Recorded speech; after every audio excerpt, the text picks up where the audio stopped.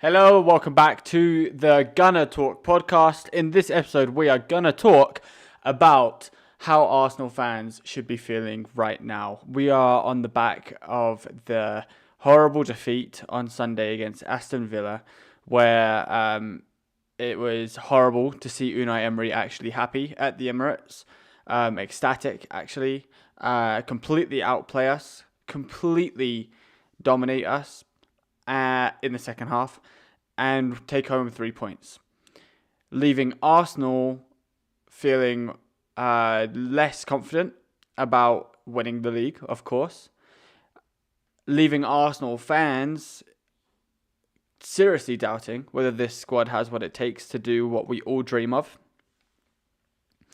So there's lots to talk about. And I want to talk about the Bayern Munich game coming on tomorrow, but I might just go live for that tomorrow. So I want to talk about the reaction to that game, and I want to talk about the Bayern Munich game. But the best way that I could summarize that is with this title: how should we, as a first thing that I want to point out, how should Arsenal fans be feeling right now? The first thing I want to point out is we have just lost one game in the Premier League since the beginning of the year. There are levels to this. Like, we have come so far from where we used to be. So Arsenal fans should be feeling, in the grand picture, happy. That being said, with the success comes high expectation. And we've seen it in the last 2 seasons where we had expectations. We've been disappointed. We thought we were going to win the league last year, and we just missed out in the last 10 games or so. And we bottled it. The season before that, we were in pole position to get Champions League football above Spurs. We bottled it.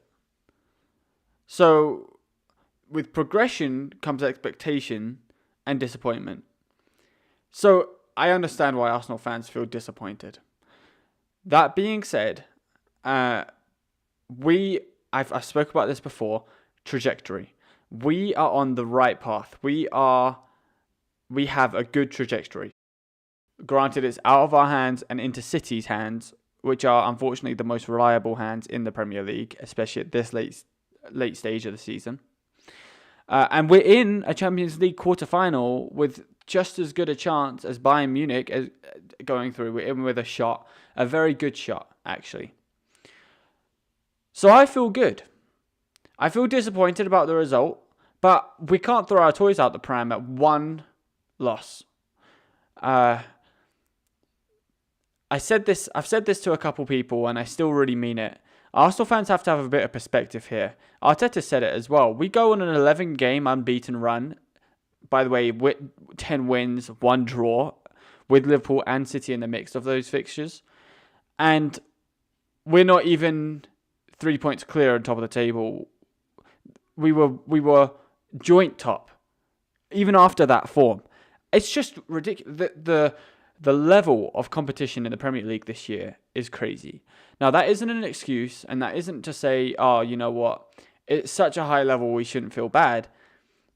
There just needs to be a bit of understanding there that, look, we've lost one game and it feels like our world has ended. But really, our world is just getting started. Arsenal is just getting started. If we don't win the Premier League this year, sure, there'll be disappointment. And I'll be disappointed, sure. But I won't be disheartened, and I won't be questioning Mikel Arteta, and I won't be questioning Arsenal with Josh Kroenke or Stan Kroenke as the owner. I won't be questioning any of it because we're way on our way to becoming Europe's top team.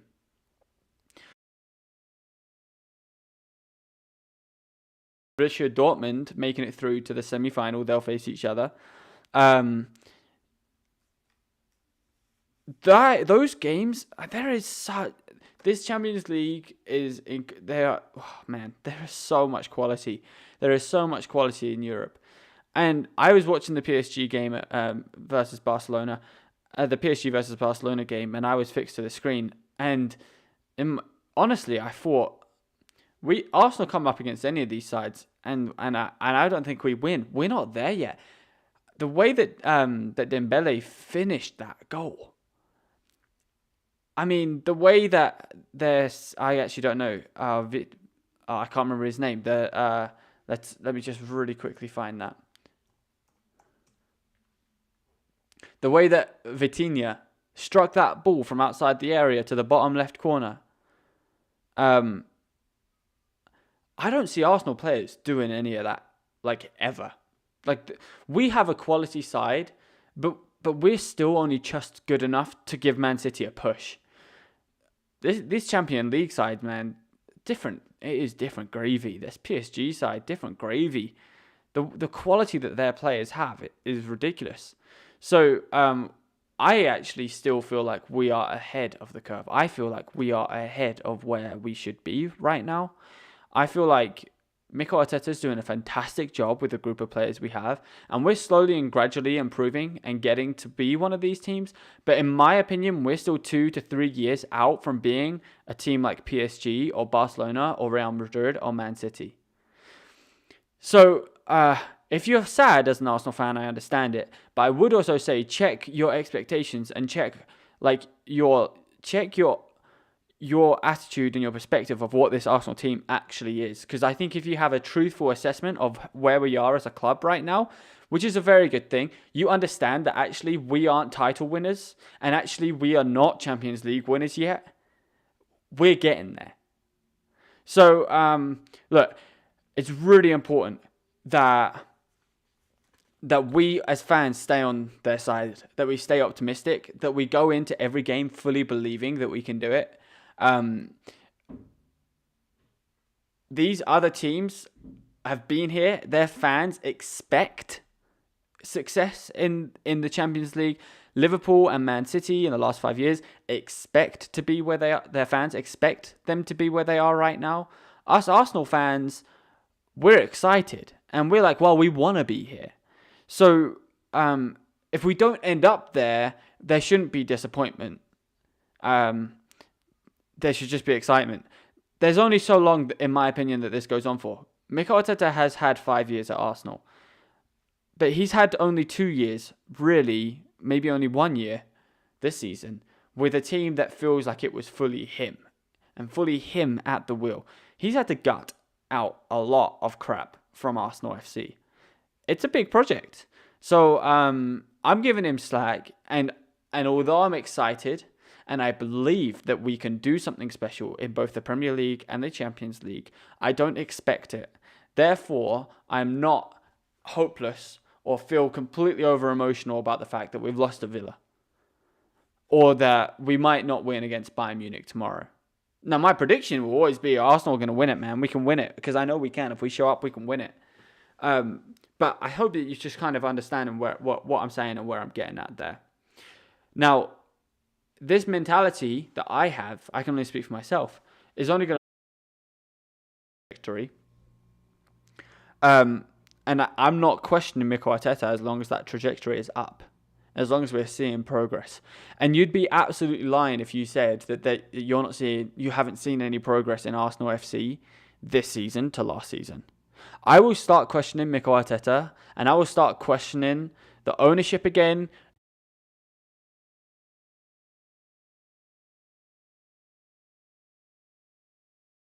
Like the team don't have it together. There's no belief. It looks like Mikel Arteta is getting done left, right and centre tactically, making all the wrong choices. Then, of course, those questions are going to start coming in. But after one defeat in the Premier League in 2024, I'm nowhere near that. So, although disappointed, we're still in control of our emotions, Arsenal fans. And we go tomorrow. Bayern Munich. We do our best. We hold our heads up high. And we try to get a result. There was something really disappointing, though I understand. Again, I think it's because of this expectation versus reality. But there was disappointment to see the Emirates empty out after the second goal went in against Villa. It was the 87th minute or something like that, 88th minute. And the fans just completely gave up. And I understand, because I wanted to switch it off because it was so painful to see us lose. I do think that Mikel Arteta made a couple... I think his lineup was great. I've watched a couple analyses there, and I agree that he changed it up. A lot of space for him. He ran in behind that Villa defence 2 or 3 times in the first half, and we didn't convert. Trossard had an open goal pretty much and hit it at the goalkeeper. We didn't take our chances. That's not on the manager, that's on the players. And then I will say that when we're pushing for a winner, to take off Ødegaard felt really crazy to me, to be honest with you, because I felt like Ødegaard is the only player that played on Sunday. I don't think are able to say that. So I was really surprised that our best player on the pitch was taken off for Emil Smith-Rowe. And on Emil Smith-Rowe, you have to say he's not good enough right now. If he needs more time, I don't know how much we allow him. He could go and bring in some money for the club. I love him. He's a Hale-End boy. He's one of our own. But there's levels to this. And if Arsenal are going to try compete with Man City and with Real Madrid and with PSG and with Barcelona, they're a fantastic side. Even with Dortmund, from what I saw today, Emil Smith-Rowe, Eddie Nketiah, Fabio Vieira. There's a few players that are not at that level. And I will be bold to say I don't think this is going to happen. But I do think that this is what needs to happen. In the summer, we need 2 Declan Rice-esque signings. It won't happen. I'm sure you can't blow $200 million or £200 million in one transfer window. And I don't think that the Cronkies are geared or wired that way. But we need more quality. I don't think there's a problem with our coach at all. I actually don't think there's a problem with our players. But if we're going to compete with treble winning sides and with, have Real Madrid won the Champions League 14 times. If we're going to compete with 14-time Champions League trophy lifters, we've got a long way to go. So us Arsenal fans, strap in for the ride, man. Like, strap in and enjoy it. But we're not there. And you're lying to yourself if you think that we are there, because we are not. We still have a ways to go in this journey. And I'm all on board for it, and I'm excited about it. So we as Arsenal fans should be feeling optimistic. We should feel proud and supportive of the team. Massive game tomorrow. I cannot wait. Massive game tomorrow. I think we can do something special. There's no better time to bounce back from a really disappointing fixture than by beating the Bayerish Giants in their home and advancing through to the Champions League semi-final in our first time back in the competition in 7 years. We haven't been in the semi-final of the Champions League since 2006, where we made it all the way to the final. Mate, progression, trajectory, we're on track. It's a slow burner.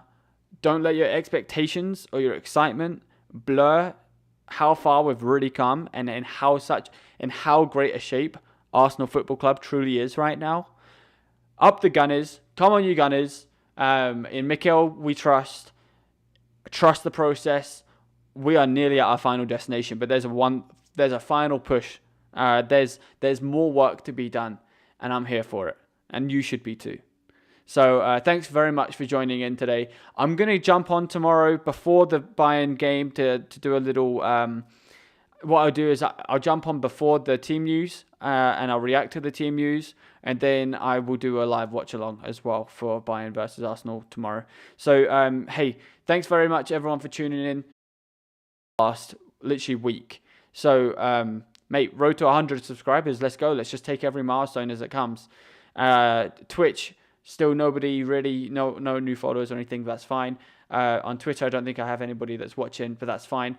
Hello to the podcast. This is going to be my first podcast uploaded onto Spotify and other streaming platforms for podcasts. If you just prefer to listen to my voice, then that's the way you can do that. So, hey, thanks for joining me one more time. This has been the Gunner Talk podcast. Oh, struggled through that. We'll see you tomorrow. Bye, everyone.